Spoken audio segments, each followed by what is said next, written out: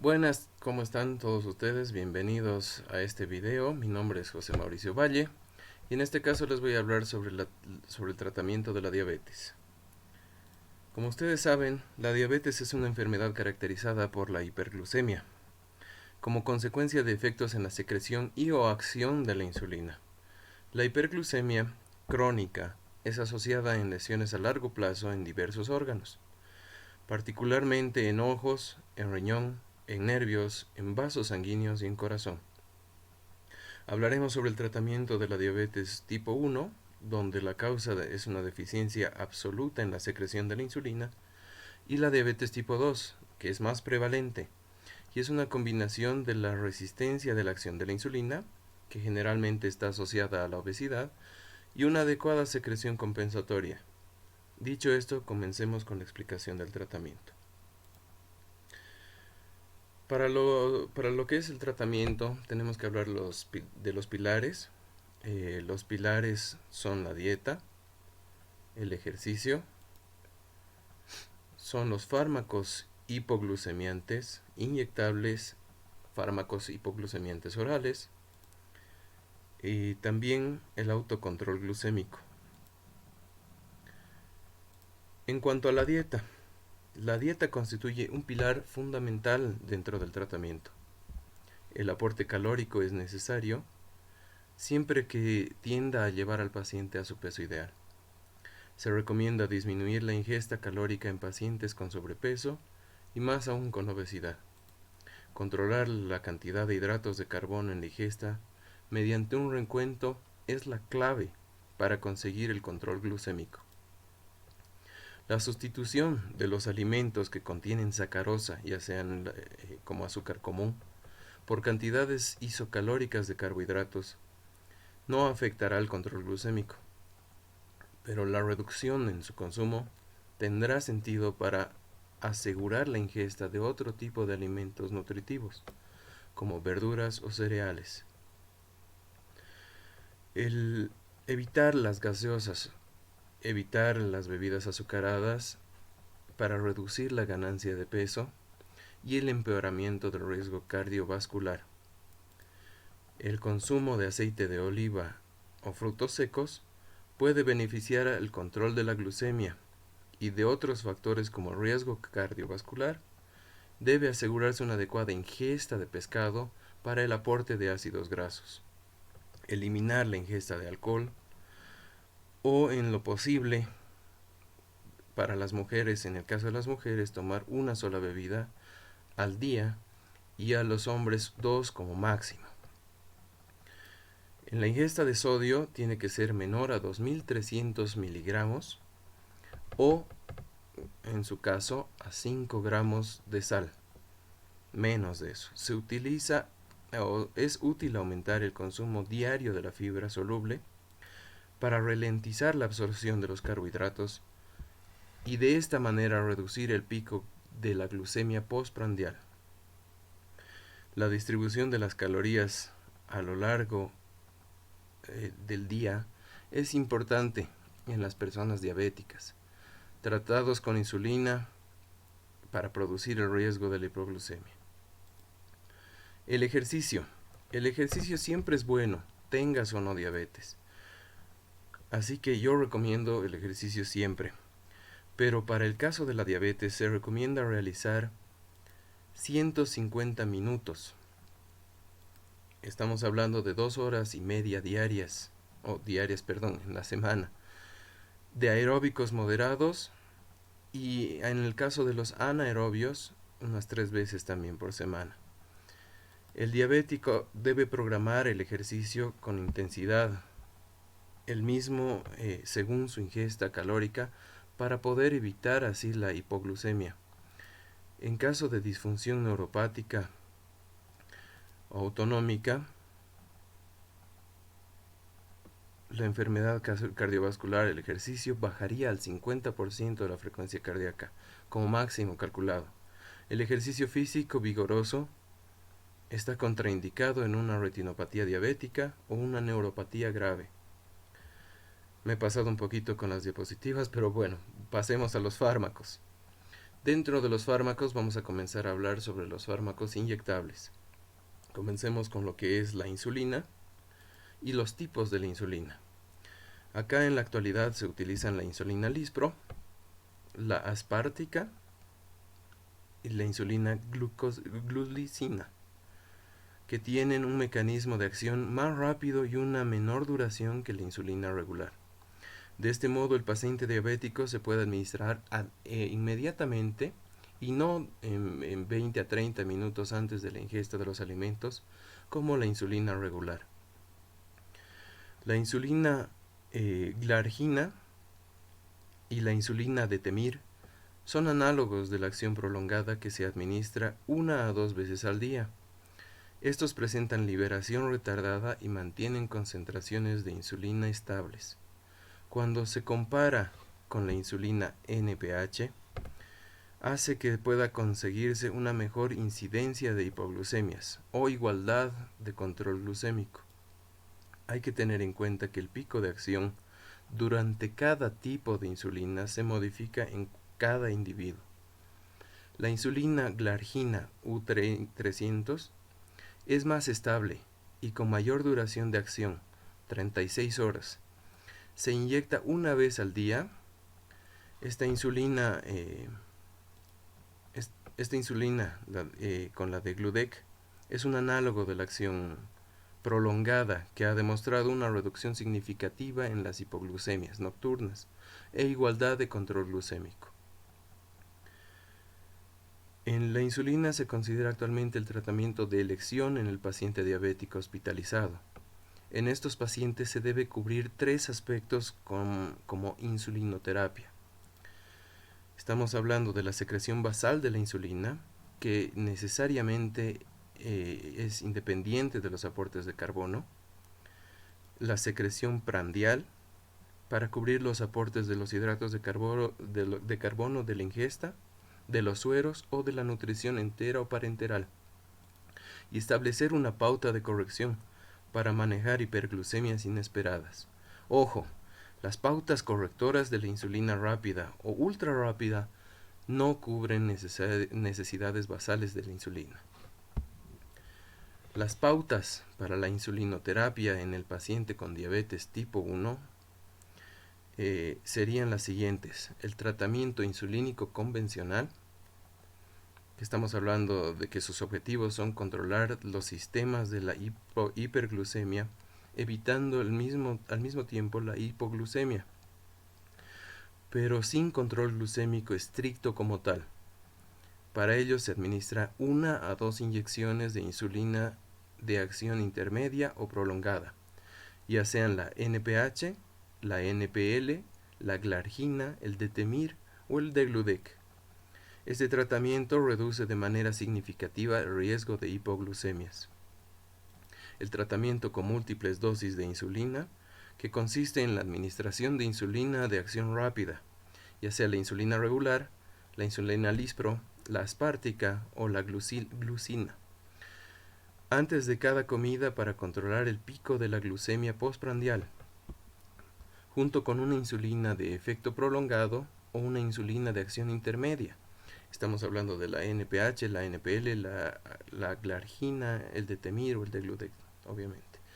1 o varias dosis al día para mantener la insulina basal. También estaríamos hablando de la infusión subcutánea continua de la insulina. Esta modalidad de tratamiento intensivo consiste en la administración de insulina de acción rápida, obviamente la regular, Lispro, aspártica o glucina, mediante una bomba conectada con un catéter que se sitúa en el tejido subcutáneo. La bomba libera insulina con un ritmo basal continuo a lo largo del día y se puede programar de hora a hora en función a las necesidades de la insulina como tal. Junto con esta infusora, el paciente se tiene que administrar bolos de insulina inmediatamente, antes de cada comida para corregir hiperglucemias inesperadas. Estas dos últimas, de las cuales he hablado, el tratamiento con múltiples dosis y la infusión subcutánea como tal, cuya finalidad es intentar conseguir las glucemias pre y postprandiales dentro de los parámetros de control glucémico definidos. Hay que evitar la hipoglucemia antes que el control de la hemoglobina glicada. Estamos hablando de niños menores de 8 años, por el defecto deletérea que la hipoglucemia pueda detener sobre el desarrollo cognitivo. Estamos hablando de diabéticos con neuropatía autonómica grave, pacientes con trastornos mentales graves, ya que estos no pueden responsabilizarse de un tratamiento intensivo, ancianos y también cardiópatas.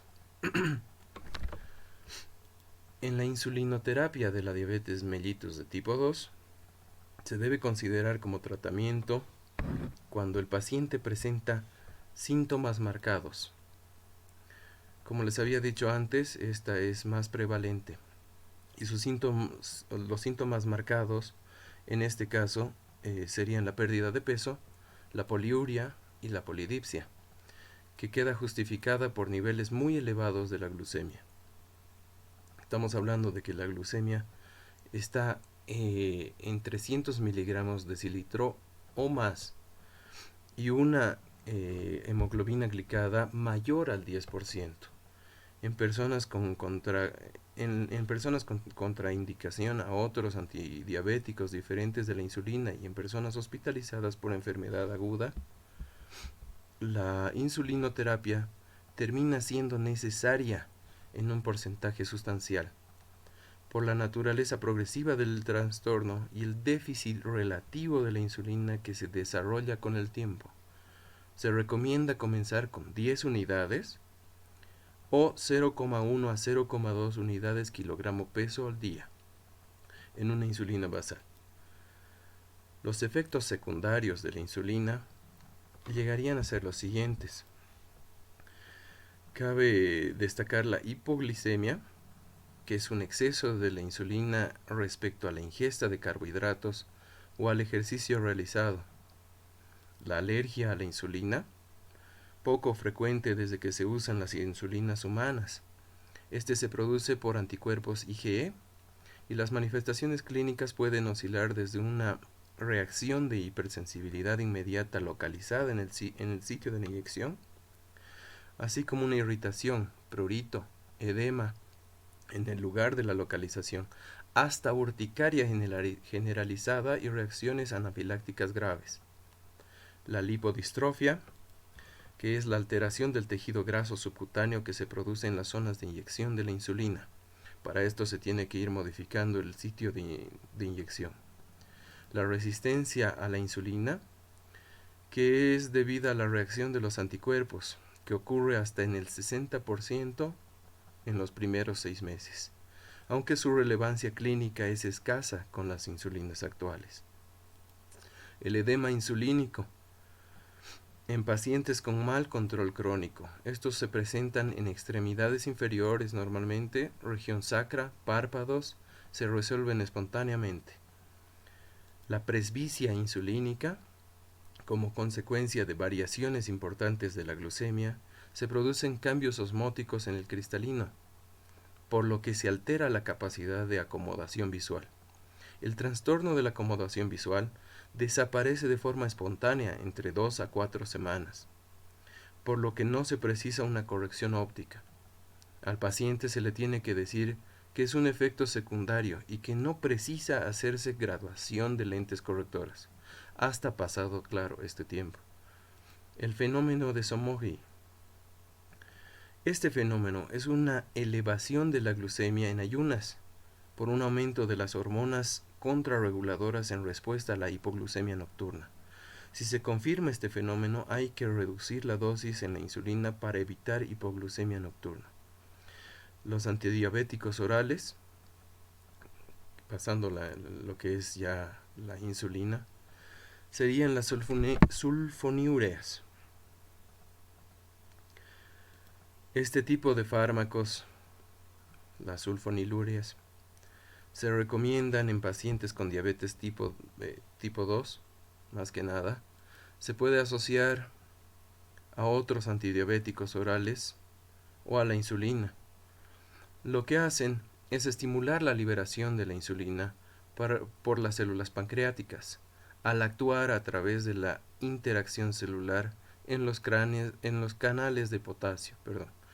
El principal efecto secundario son las hipoglucemias, el aumento de peso en el paciente y menos frecuente debidas a la insulina, pero son más graves y duraderas en pacientes ancianos, sobre todo los que tienen cierto grado de deterioro funcional en la función renal. La utilización de las sulfonilureas está contraindicada en la diabetes de tipo 1, porque no hay reserva de la insulina pancreática. También está contraindicado en el embarazo y en personas alérgicas a las sulfonamidas, en hepatopatías o insuficiencia renal, puesto que aumentan el riesgo de las hipoglucemias. Estamos hablando también de las metiglinidas, la ropaglinida y la netaglinida, que pertenecen a este grupo. También actúan sobre los canales de potasio, pero a diferencia de las sulfonilureas, en distintos sitios de acción.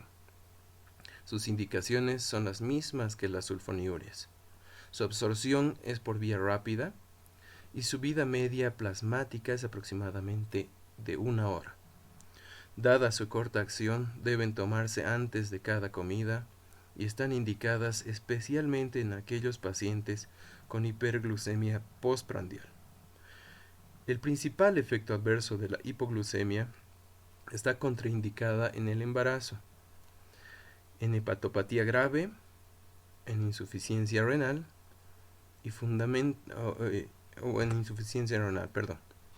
Las biguanidas. Pasamos al siguiente.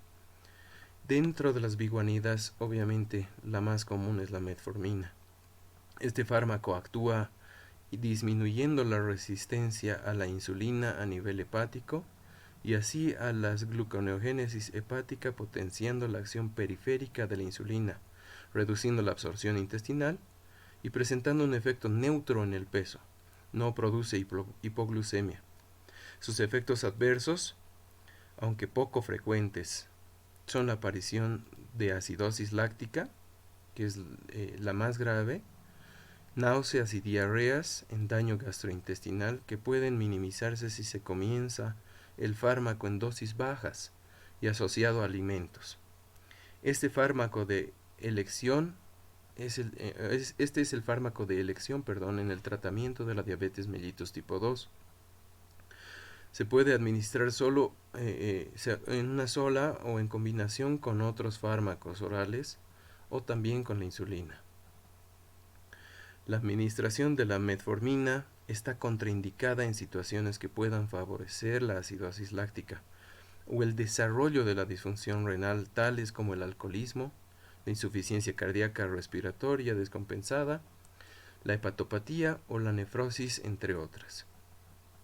Pasemos a las tiazolidinedionas. En este caso vamos a hablar de la pioglitazona. La pioglitazona es un fármaco que reduce la glucemia mediante la resistencia a insulina a nivel del músculo y del tejido graso. No aumenta el riesgo de hipoglucemia y su efecto puede ser más duradero que las sulfonilureas y que la metformina. Como efecto secundario, está la posible hepatotoxicidad grave. El aumento de peso puede tener por la retención hídrica. Está contraindicado en pacientes con insuficiencia cardíaca o en embarazo. La pioglitazona se asocia a la disminución de la densidad ósea y el aumento del número de fracturas. Pasemos a los inhibidores de las alfa-glucosidasas. Acá tenemos a la acarbosa y al miglitol. Ambos son un inhibidor competitivo de las glucosidas. Su acción impide la fragmentación de los disacáridos, ya sean la sacarosa, la lactosa y maltosa, a monosacáridos, la glucosa, fructosa y galactosa, con los que se retrasa la absorción de los hidratos de carbono, disminuyendo los picos de glucemia postprandial. Como efecto adverso, tenemos a las molestias gastrointestinales y flatulencias. Más que nada, su indicación está asociada al control glucémico, aunque prácticamente está en desuso. El tratamiento no habitual para la diabetes mellitus, en este caso sería el trasplante de riñón páncreas. Está indicado en pacientes con diabetes y enfermedad renal terminal. El porcentaje de pacientes libres de la insulina supera el 50%. A los 10 años incrementa la supervivencia del riñón trasplantado. El trasplante de páncreas completo se debe valorar cuando existe un fallo en la terapia intensiva para manejar el control metabólico o ante problemas clínicos que incapaciten la administración exógena de insulina. Esta técnica requiere una experiencia considerable, ya que el tratamiento mantiene dificultades importantes en el aislamiento y supervivencia del injerto. Recomendamos únicamente en el contexto de ensayos clínicos controlados. El objetivo del control metabólico, pasando, el mejor parámetro para esta evaluación del control glucémico a largo plazo es la hemoglobina glicada. La hemoglobina glicada se estima la glucemia mediante los 2 a 3 estima la glucemia media de los 2 a 3 meses anteriores. Las personas no diabéticas tienen valores inferiores al 5% de la hemoglobina glicada.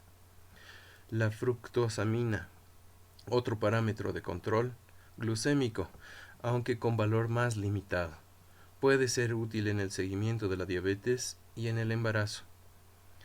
Los objetivos de otros factores de riesgo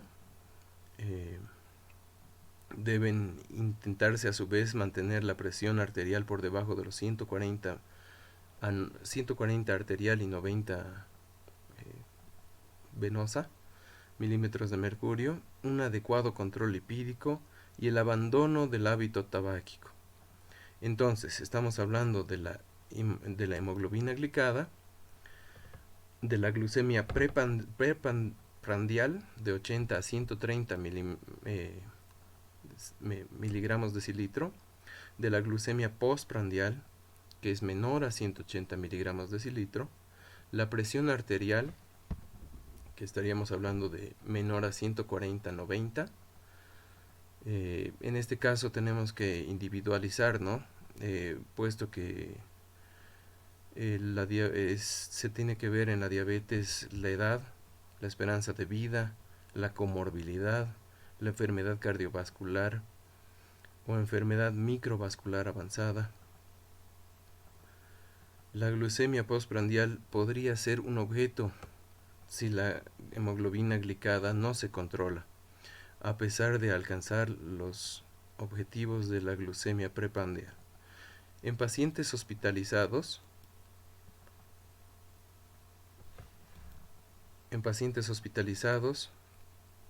tenemos al paciente crítico. En el paciente crítico tenemos que tener un rango menor a 180 miligramos decilitro, puesto que el rango está entre 140 a 180. Y en el paciente no crítico tenemos una preprandial menor a 140 miligramos decilitro y una glucemia que en cualquier momento está menor a 180 miligramos decilitro. Espero les haya servido y no se olviden de dejarme sus comentarios.